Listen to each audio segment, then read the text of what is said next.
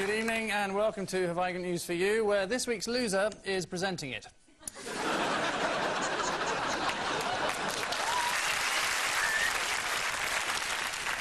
Yes, the words pot, kettle and smug get in for a long overdue kicking spring to mind. Elsewhere in the news this week, training in the heat of South Korea, England players question the wisdom of their sponsorship deal with Bacofoil.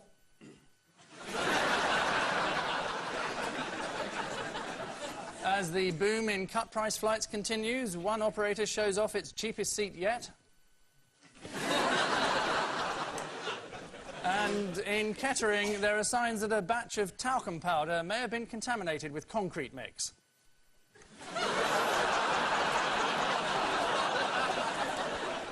On Ian Hislop's team, a comedian whose TV series Are You Dave Gorman tells of his worldwide search to find other Dave Gormans who share his name by going up to people and asking, "Are you Dave Gorman?" Please welcome Dave Gorman.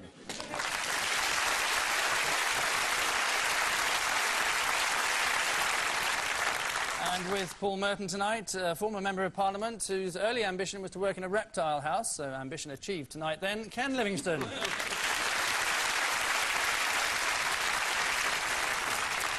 And so for the reassuring comfort of starting with round one, Ian and Dave.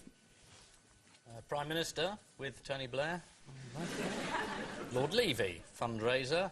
The Beckhams having a new extension built. Oh, there's a man having his chips. Trying to join the Labour Party, probably. That's Ken. I think this is a thing about party funding. This has been one story of the week, isn't it? But the one I'm really interested in, Angus, is...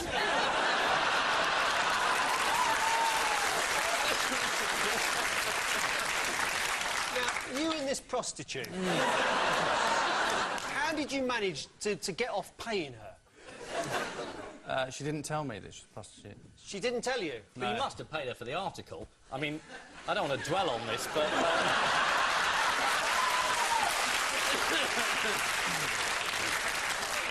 He made me groan all night. Yeah, what are you doing? Reading the autocue? Angus was the best lover I've ever had, and you didn't pay her. This is just unbelievable.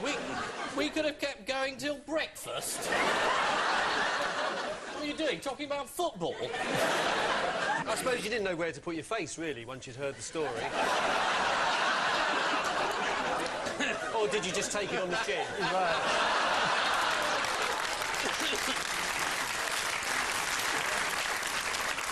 There was an awful lot of detail, wasn't there? Yes, yes. Remind me about some of it.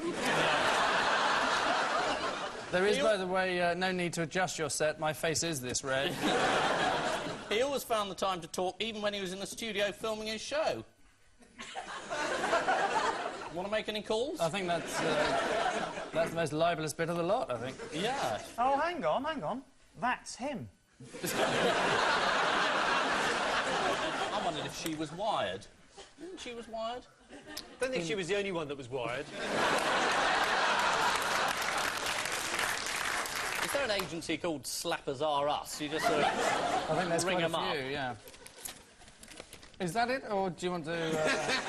Because obviously there was another question that I was There's a asking world about. war breaking out in India. So the ethics committee that you were talking about, who's on it? That was Lord Levy. Right. And Margaret Jay used to run the House of Lords, and they're going to check that all donations are above board to the Labour Party. Right. Are you convinced that this will clean up the Labour Party, then, this committee? No. You did describe yourself as a model of new Labour conformity. Really? Oh, what was I on at the time?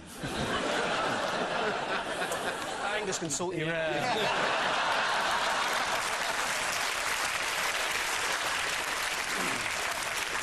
I want to see the £20 note, because there's no way you've spent it in the last week. Didn't bring it with me, unfortunately. Sorry. It's a lovely image, that, isn't it? Yes. Well, why... Shall I quit while I'm down? This is Labour's new ethics committee. It isn't really. We're talking about a complete different story, but it was Labour's new ethics committee which will vet all donations over £5,000 to the party. One of Labour's most controversial donors was porn baron Richard Desmond. The Times recently printed a full list of Mr Desmond's publications, which include Big Girls, Mega Boobs, Big Ones International and the very best of Whoppers, which is also published under the title Stephen Byers' Autobiography. Oh, it could be a list that you have for room service.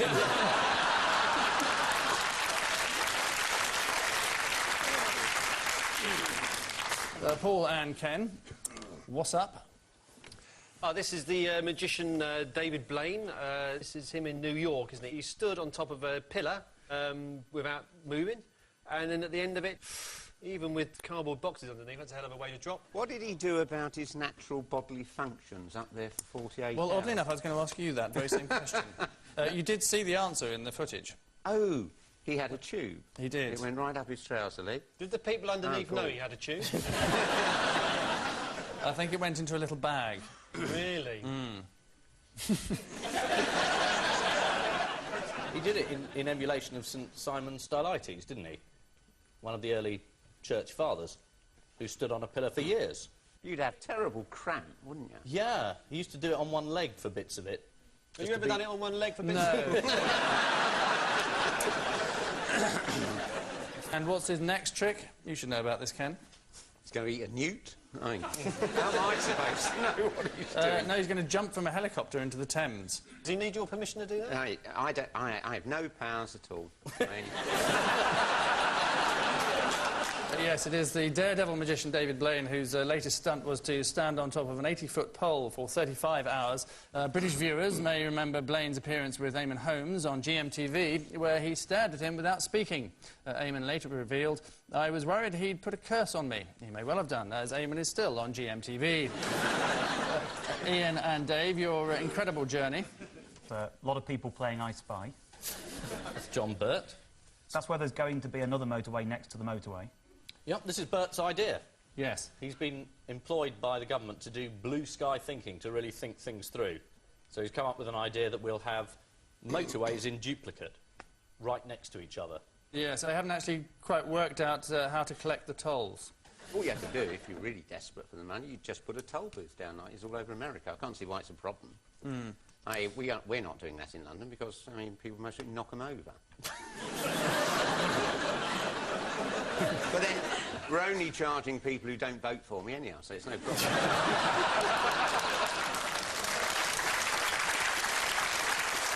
Does this have something to do with your hatred for cars, though?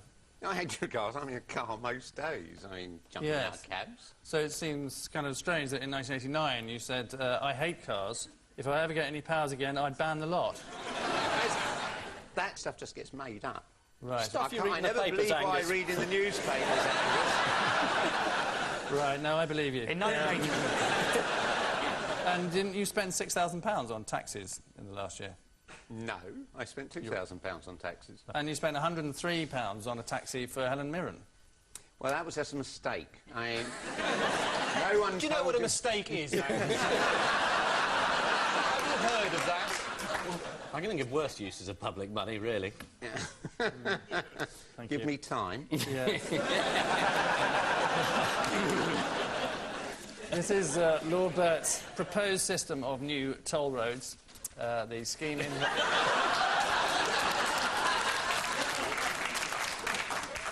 Keep going. All right. The scheme involves drivers being charged a fee for using motorways with... It says here that you played gangster rap on the stereo. What's gangster rap? How does that No go? idea. Ian, what's gangster rap? Do you know that was one of the few terms in the article I didn't understand? Dave, you're young. What's gangster rap? I haven't got the faintest idea. We haven't got the faintest idea. Really? But I didn't put it on the stereo and you did. Oh, well, there we are. The scheme involves... Just because it's gone down there, I don't think it's going to work. Looking forward to its re-emergence. The scheme involves drivers being charged a fee for using motorways, with the exception of the M25, where it'll be pay and display. Really? You didn't do the pay bit, did you? No. The idea... I'm surprised you had a nerve to turn up this week, really. You knew it was going to be like this. Well, I did, yes, because of you two. Yes, in a way, it's our fault, isn't it?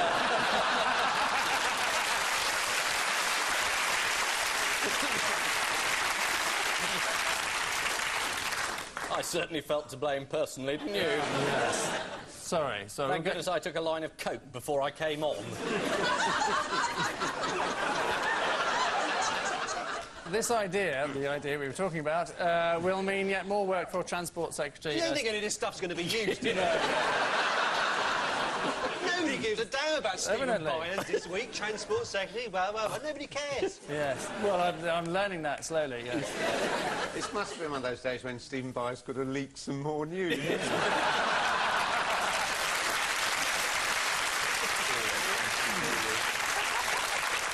We'll most probably wake up next week and find he's sold something else off. Yes. And finally in this round, Paul and Ken, your total fabrication. This is terrible, really. These chickens that were bred without feathers, so it's like your Sunday dinner walking around. I mean...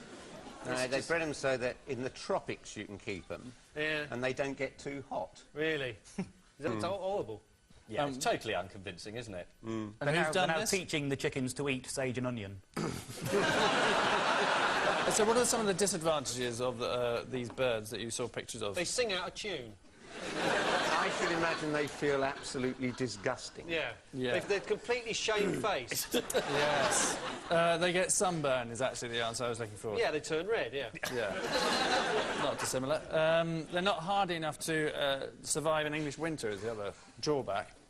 Neither would any of us running around naked all Well, exactly. the time. I mean, you only have to look at a freezer in the supermarket. They're dead as mutton in there. I mean, clearly the cold doesn't agree with them at all. What were some of the other genetic... None of this is going to be used. I don't know. What are the other things that are genetic? Just move on quickly. Genetically modified animals this week. A giraffe with no neck, a horse that can speak, and a mouse that plays a mouth organ. Yeah. Move on. Next. Chickens with no clothes. Move on. Nuclear war's threatened this week. Yes, you read about that then? I couldn't find it in the papers. Why does that not surprise me? This is the development of the world's first featherless chicken. Yeah, we just said all that. Yeah. According to the Daily Mail, on Tuesday, scientists have also developed a piglet with a fluorescent snout and organs suitable for human use. Apparently it's working behind the bar at the Queen Vic.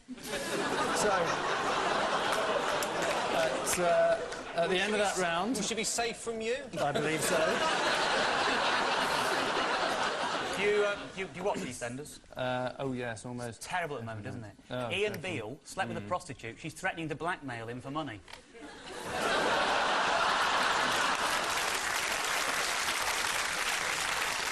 So just not as lifelike as they used to be. never happened in real life. In real life. No, it's true. So at the end of that round, the scores, you'll be delighted to know, are like the number of players in a full England squad practice match these days, 4-a-side.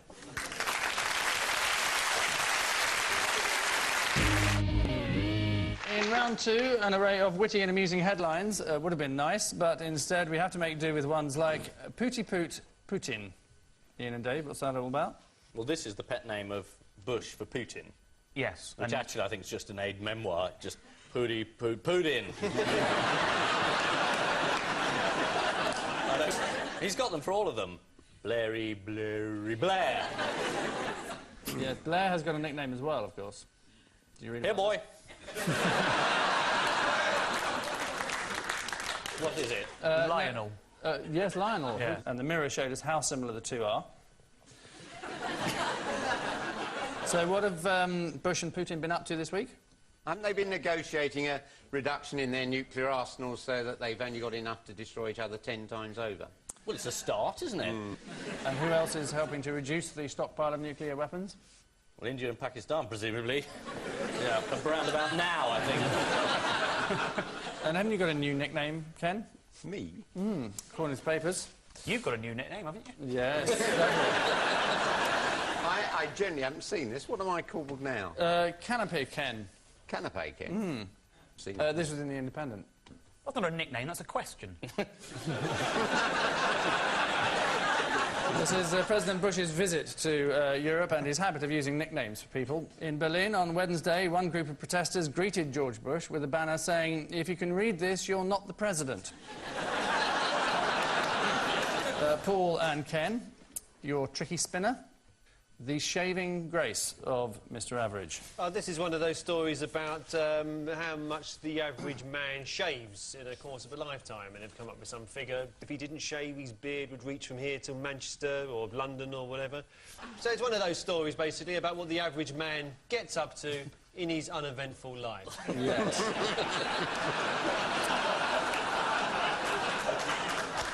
What were the other fascinating facts? It also said that the average man has sex twice a week, which with people like you around means that a lot of people getting nothing. There were things like his final meal before execution. Yes, he wants a steak. Curiously. The average man Is the average man being executed? Gosh, I knew Blunkett was cracking down. And 97% know who Mr. Blair is. 77% know who you are, apparently.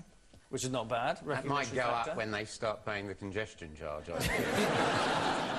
But you came second in a popularity poll, didn't you? Yes, to the Pope, but it was a long time ago. Did you feel, you know, Well, it was slightly quite aggrieved? interesting. It was that Today Man of the Year thing. And it was 1982, and I was being pilloried in the press, hate mail coming in. I turned on the radio, I'm second to the Pope. You know. What did that tell you? Not to believe what crap I read in the papers. Didn't you think... In all cases, or...? Pretty much, I think, yeah. So it's not true, any of it? The basic traits. Is that what you're saying? It's not true? Is that what you're saying? Sorry. It's not true, that's what you're saying? Elements are true, elements are untrue. There was an elephant in there?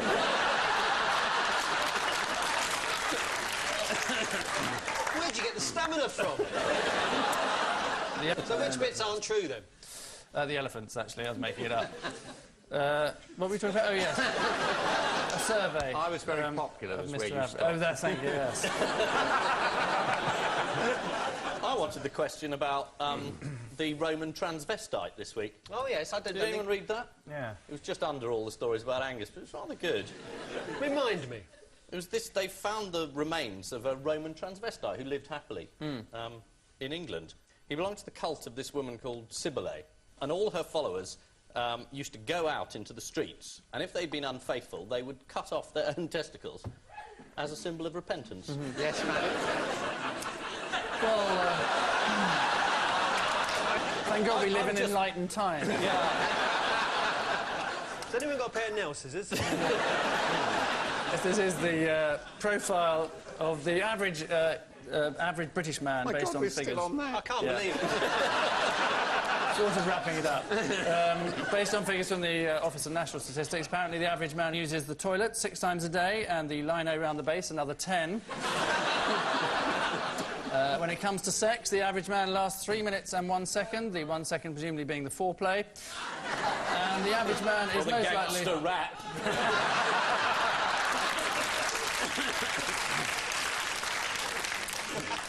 And the average man is most likely to have a heart attack on a Monday, especially if he's just seen the tabloids.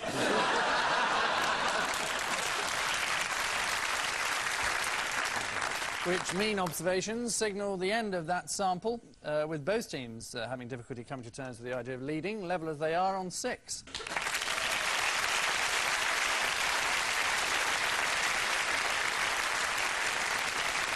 And so to the almost over familiarity of our odd one out round, Paul and Ken, your international superheroes, Mike Tyson, Walt Disney, Suleiman the Magnificent, and Ken Livingstone. Mike Tyson, what's he famous for? He bit somebody's ear. Walt Disney woke up one morning feeling a little hoarse. Suleiman the Magnificent has been turned into some kind of blender.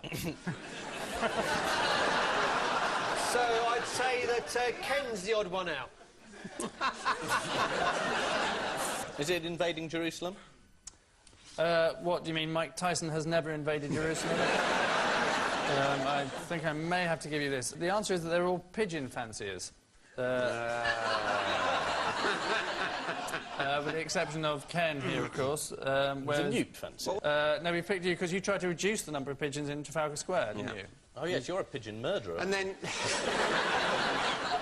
I have to say, I had a letter saying that I was the most evil human being since Adolf Hitler, which I thought was slightly over the top myself. Yes. Yeah, particularly when it was signed Tony Blair. Do you deny that you're a pigeon hater, then? There are worse things.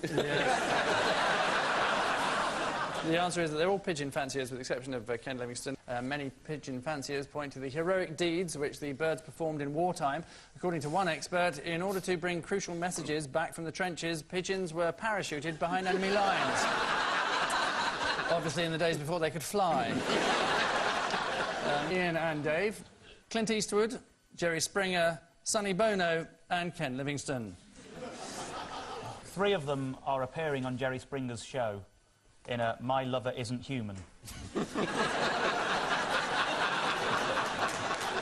Is it a mayor question? It might have to do with mayors, certainly, yes. I think they're all mayors, because Clint Eastwood was the mayor of Carmel. Jerry Springer was a mayor of somewhere or other. Sonny Bono was a mayor. And Ken was sort of a mayor, really. One of them was thrown out. Was Jerry Springer thrown out of being a mayor? Jerry Springer slept with a prostitute, but he did pay her. But he paid by cheque, and so he was found out. If Sonny Bono wasn't a mayor, he was elected to Congress. No, I'm going to have to tell you this. The answer is that they're all mayors who've sung on record, except Ken Livingstone, who does appear on Blur's Ernal Same, but as narrator. Which I'm sure we're about to hear, aren't we? I'm afraid we are. But, But, Clint Eastwood... Oh, how embarrassing to drag something like that up. yes. We can hear it now. We're not same, awoke from the same dream, the same bed at the same time. I'm very pleased the way my backing group have done so well. So Jerry Springer, I'm afraid, yes, he was mayor of Cincinnati and did actually record an album called Dr. Talk. Jerry Springer's show thrives on sordid revelations and confessions about personal misdemeanours. OK, that's enough of that one.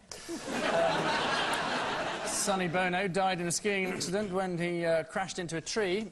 Clint Eastwood appeared in the musical Paint Your Wagon and sang the song I Talk to the Trees, which apparently included this line, look out, Sonny Bono's coming. All of which CD entertainment means at the end of this song and dance, they're still neck and neck, all having 6.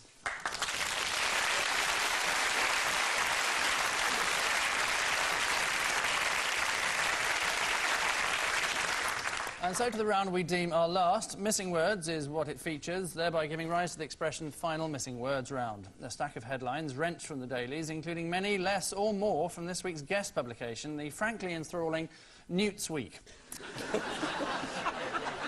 An American publication featuring all the news from across the pond. So get down and get with. Young, free, single and what? Ready lies host of Topical News Quiz. Young, free, single and newt. A newt, no. No. Personal ads column in the Newt. It's not from Good Newsweek. sense of humour. Yes. His own pond. Depressed. Depressed is nearer. Totally fed up, yes. According to a new study, 2/3 of young people between the ages of 15 and 35 are depressed and unhappy. What a shame. Yes, you'd be upset. Next, what has a Dane caught? Tim Henman. Newts. Newts, newts, newts, newts, newts, newts, newts, newts. It's not actually from Newt's Week. OK. No. It's a foreign story from Germany. Hair newt. Wolfgang Newt. Well, I have to give you one because you said Helmut hair. Newton. Schroeder's hair is the answer. Next, remote chance of what for women? Help yourself.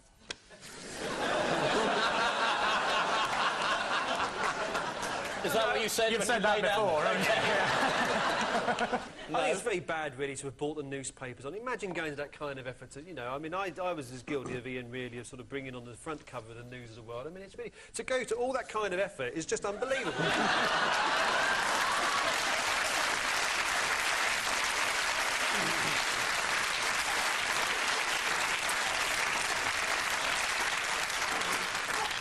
is the wrong answer. They're available in cream as well. Are they? Excellent. Controlling TV viewing is the answer. Oh, is it really? Yes. It's men who hold on to the remote control in households, according to scientists. Oh, really? Yes, that was the answer to the question. Was it? Yes. According to a neuropsychologist at Maudsley Hospital... You can't look me in the eye now, can you? I look you in the eye, that's all right. The only answer is to hide it, apparently, according to... Really? Yes. Neuropsychologist said that. Did he? Yeah. Next, I what last week? Why did I bother? Book a hotel room?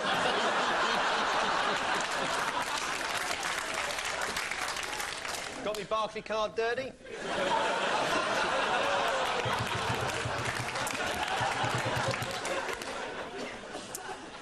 Hire No. the PR man.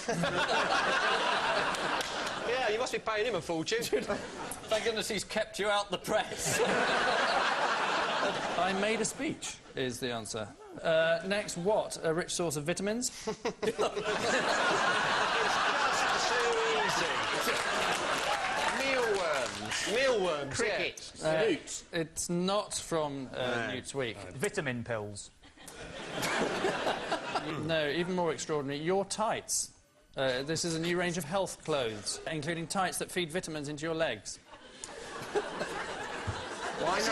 This is all raw material for you, isn't it? It's true, you add tablets to them. Do you? Yes.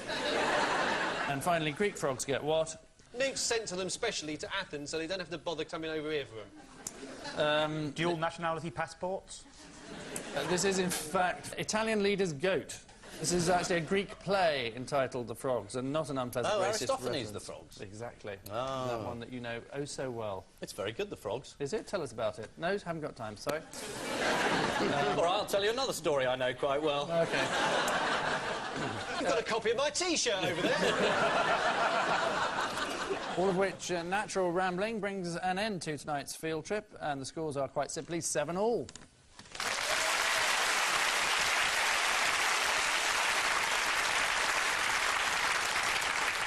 On which conclusive note, we say thank you to our panellists, Ian Hislop and Dave Gorman, Paul Merton and Ken Livingstone. And I leave you with news that there's relief all round as EasyJet's new super economy flight touches down in Calcutta. Filming is cancelled on the title sequence of Hawaii Five-0 the movie after someone steals the canoe. And there are suspicions in Gaza that Yasser Arafat may have gone into hiding. Good night.